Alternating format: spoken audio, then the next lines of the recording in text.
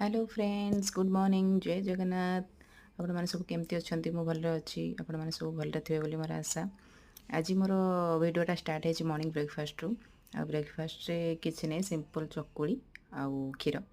आज तो बुधवार बुधवार बिना आइंसर तो मोर हो पारे तेणु सका छोट चूना मसा आसाला ताकू भल कि बछा बछी करी भल कि परिष्कार करके धोईकी लुण हलदी लंका गुंड पियाज टिके सोरिष बटा जो आमर तेल सोरिष तेल पकेबे टमाटो पकई गोला गोली करके थोईदेली तापर कड़े टे तेल गरम करके सोरिष टे बस ताकू जो मैरिनेट कर रखी पकईदेली आउ घोड़े की टिके लाली है पर्यंत ड्राए कला भाया रोस्ट करके भाजबे बहुत टेस्टी होता। मु तो भाजिला पर्यंत भोक संभाली पारानी तारी भितर पखाड़ भात बाड़ी खाए पेटे शांति बहुत टेस्टी होता। आपण मैंने भी रेसिपीटा ट्राए करूँ बहुत भल लगे। आपण मानक जब मो वीडियो भल लगी प्लीज सब्सक्राइब करूँ।